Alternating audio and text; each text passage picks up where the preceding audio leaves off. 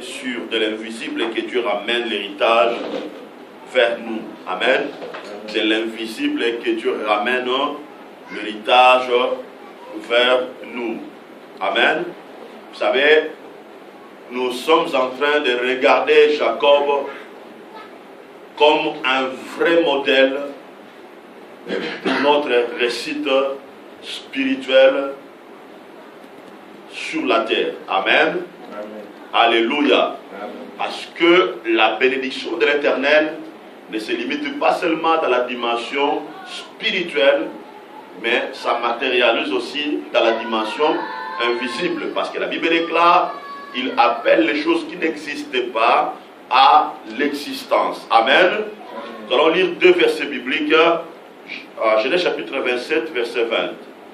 Et après nous allons lire Proverbe chapitre 10, verset 22. Amen.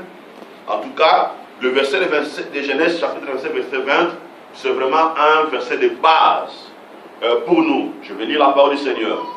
Isaac dit à son fils, et quoi?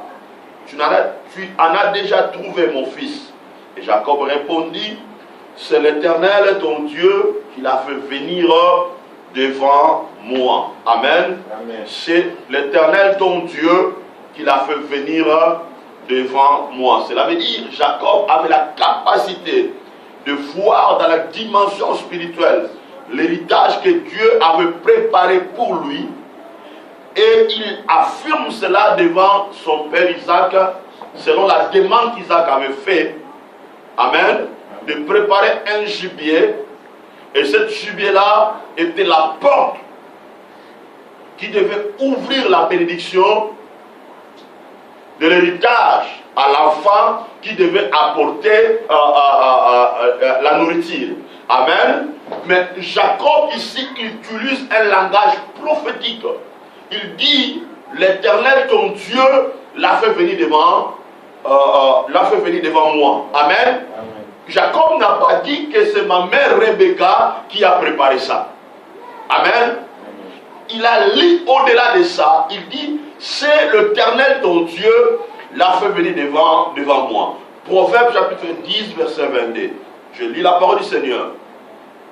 C'est la bénédiction de l'Éternel qui enrichit et ne la fait suivre d'aucun chagrin. Amen. Amen. Et vous allez voir, Jacob, lorsqu'il s'est approché devant son père Isaac, Jacob, il avait une attitude d'humilité. Amen. Amen. Et lorsque Isaac il a posé la question en disant, c'est quoi? Tu en as déjà trouvé? Directement, Jacob se souvient de Dieu comme étant celui qui accorde la force, la capacité et la grâce pour acquérir la bénédiction. Amen. Par humilité, Jacob avait approché son père Isaac, se souvenant de Dieu comme étant celui qui accorde la force, la capacité, la grâce d'acquérir la bénédiction. Amen. L'Éternel ton Dieu l'a fait venir devant moi. Donc Jacob a reconnu que c'est Dieu qui donne la force, la capacité et la grâce pour acquérir la bénédiction. Jacob avait une relation de foi avec le plan de Dieu. Amen. Jacob avait une relation de foi avec le plan de Dieu. Dieu avait promis, Dieu avait dit à Rebecca que tu as deux nations dans ton ventre. Amen. Amen. Tu as deux nations dans ton ventre. Et il a dit, le plus grand sera assujetti au plus petit. Et maintenant, cette prophétie avait impacté la vie de Jacob. Et durant la vie de Jacob, Jacob avait développé une relation de foi avec le plan de Dieu. Écoutez, à chaque fois que Dieu te promet quelque chose, à chaque fois que Dieu te donne une promesse, tu dois créer une relation de foi promesses-là que Dieu t'a données, si vous voulez voir ça, la manifestation, si vous voulez voir ces choses-là impacter ta vie, tous les jours de ta vie, tu dois créer une relation de foi avec la chose ou avec la promesse que Dieu t'a promis. Amen. Et Jacob ne vivait plus selon les objectifs de son père, mais selon le plan de Dieu. Amen. Il ne vivait plus selon les objectifs de son père, mais Jacob vivait selon le plan de Dieu. Et d'ailleurs, il a bien confirmé ça, il a bien dit ça. Il a dit, c'est l'Éternel ton Dieu qui l'a fait venir devant moi. Donc Jacob, il avait compris que ma bénédiction est premièrement invisible. Ma bénédiction est premièrement invisible. Et que Dieu est capable de rendre réel ce qui est invisible, visible. Amen. Il avait compris que Dieu est capable de rendre ce qui est invisible, visible. Voilà pourquoi il a dit, l'Éternel ton Dieu l'a fait venir devant moi. Alléluia. Et Isaac, par cette réponse, il n'a plus posé la question de dire comment Dieu l'a fait venir devant toi. Parce que Isaac lui-même, il était un homme spirituel. Et lorsque Jacob a fait une telle déclaration, et Isaac a compris directement que je dois de bénir cet enfant. Je dois de lui donner l'héritage. Parce qu'il est, avec la réponse qu'il a donnée, cet enfant, il est prophétique. Donc, il est capable de voir les choses dans la dimension spirituelle. Amen. Donc, dans notre sens, il a reconnu que Dieu est capable de rendre réel ce qui est invisible, visible. Alléluia. Amen. Maintenant, ce qu'on doit comprendre, ou ce que vous devez comprendre, que Dieu est le créateur de richesses. Amen. Amen. Dieu est le créateur de richesses. Je me laisse cette parole entre dans notre esprit. Dieu est le créateur de richesses. Pourquoi je l'ai dit? Je reviens toujours à la réponse de Jacob. Jacob a reconnu que Dieu est le créateur de richesses. Voilà pourquoi Jacob dit, c'est l'Éternel ton Dieu qui l'a fait venir devant moi. Donc il a reconnu que Dieu est le créateur des richesses. Dieu, dans le domaine céleste, il est capable de ramener la bénédiction dans le domaine terrestre. Amen. Alléluia. Amen. Et voilà pourquoi Salomon a dit, c'est la bénédiction de l'Éternel qui enrichit. Pas celle des hommes, mais celle de Dieu. Amen. Ce n'est pas la bénédiction des hommes qui enrichit, mais c'est la bénédiction de l'Éternel qui enrichit. Isaac, il était un canal que Dieu devait utiliser pour donner l'héritage. Amen. Mais la bénédiction qu'Isaac devait libérer, il y avait la puissance de la richesse de Dieu dans ces bénédictions-là. Dans notre sens, selon la loi de l'héritage,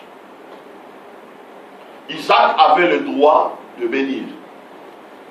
Il avait le droit de léguer l'héritage au premier-né. Amen. Mais dans le plan de Dieu, la bénédiction de l'Éternel n'était plus destinée au premier-né, mais à qui? À Jacob. Alléluia. En réalité, la bénédiction que Isaac devait libérer, il y avait la richesse de Dieu, la puissance de Dieu qui devait enrichir Jacob dans la dimension spirituelle et dans la dimension matérielle. Amen. Et c'est la bénédiction de l'Éternel qui enrichit. Alléluia. Amen. Parce que tout ce que Dieu donne n'attire jamais de chagrin. Tout ce que Dieu donne n'attire jamais le chagrin. Amen. Parce que lorsque Dieu te donne quelque chose, Dieu sera le défenseur de la richesse qu'il vous a donnée. Amen. Donc on voit dans la vie de Jacob, on remarque une chose.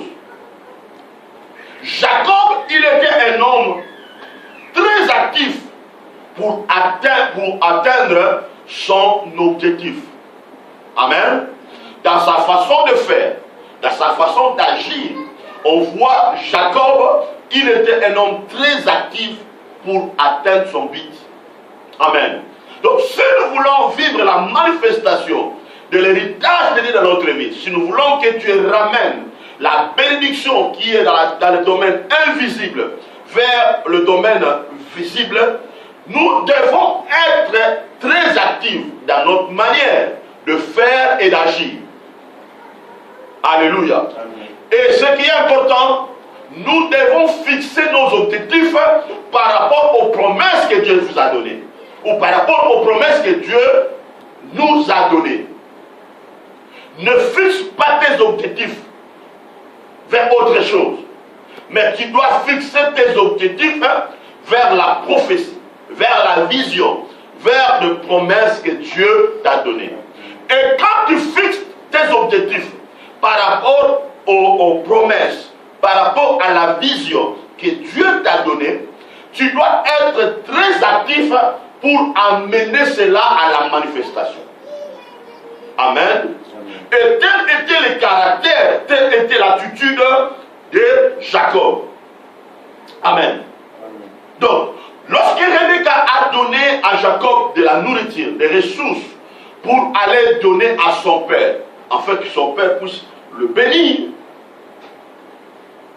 Jacob, il était animé par la foi que Dieu, il était animé par la foi que les ressources que j'ai entre mes mains, elles ne viennent pas de ma mère, mais elles viennent de Dieu. Est-ce que vous comprenez? Est-ce que vous cessez? Rebecca donne la nourriture, mais Jacob, lorsqu'il a quitté sa mère, son attitude a changé. Amen. Son attitude a complètement changé. Il était animé par la foi. Écoutez, Dieu peut m'utiliser. Je vous donne des prophéties. Je vous donne la parole de Dieu. Mais lorsque tu reçois cette parole, lorsque tu reçois cette ressource, ta vision doit complètement changer. Tu dois comprendre que ce que je vais de recevoir, ça ne vient pas de mon pasteur, mais ça vient de Dieu. Est-ce que vous comprenez? Tu dois comprendre que ça vient de Dieu, que cela ne vient pas de mon pasteur.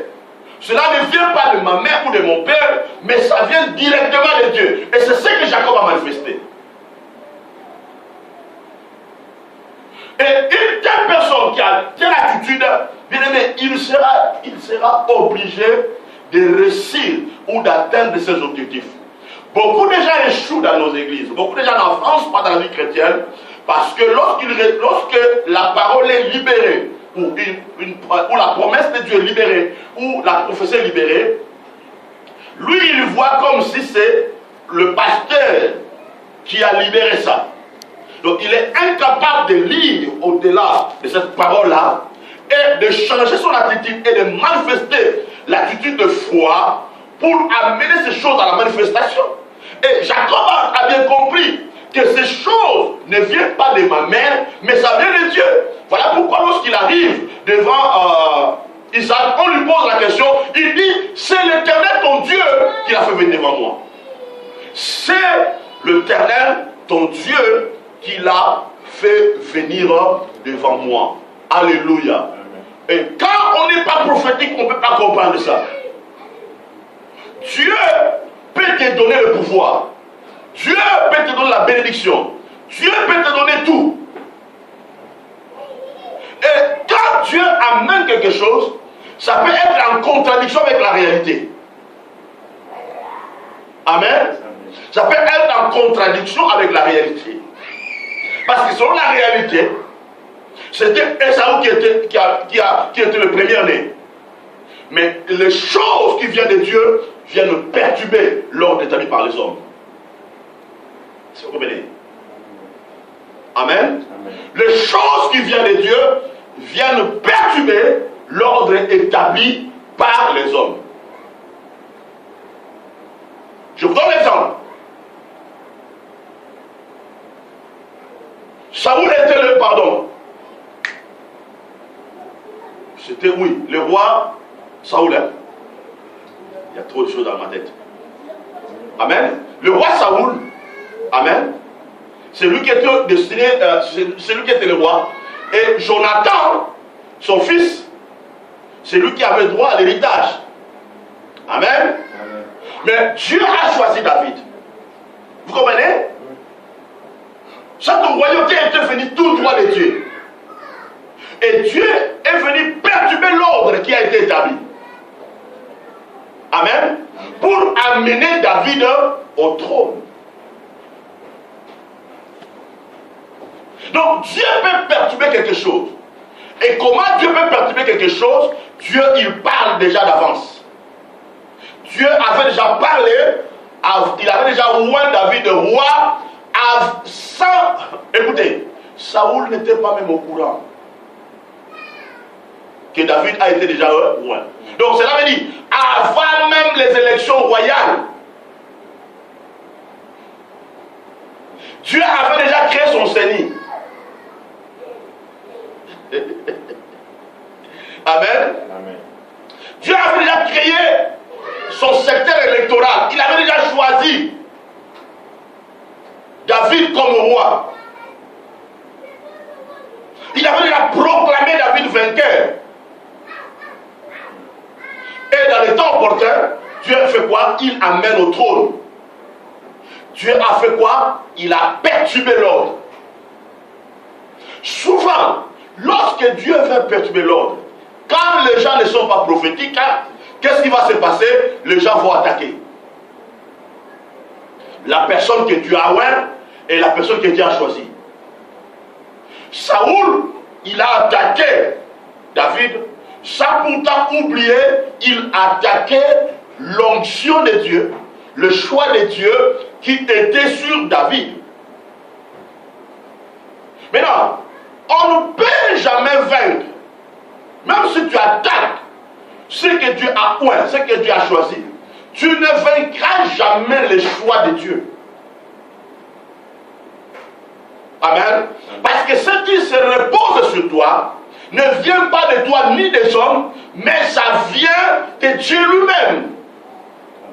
Alléluia. Amen. Et voilà pourquoi nous devons être objectifs et très actifs dans notre manière de faire les choses. Alléluia. Amen. Amen. Maintenant, écoutez. Écoutez-moi bien.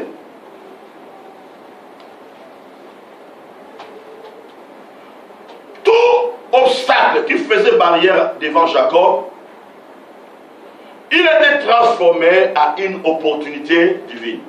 Et quand Jacob a manifesté cette attitude, tous les obstacles qui faisaient barrière devant Jacob s'étaient transformés en une opportunité divine. J'aimerais que vous mettez ça dans votre tête. Lorsque Dieu ramène sa bénédiction dans ta vie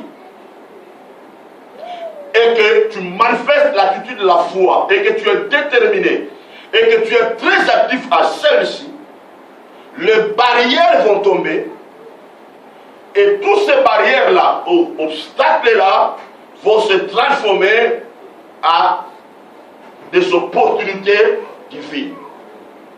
Amen. Amen. C'est pour cela on peut se poser la question, pourquoi seulement lui? Pourquoi ce choix-là? Pourquoi comme ça? Parce que Dieu a changé les choses. Amen. Parce que Dieu a transformé des obstacles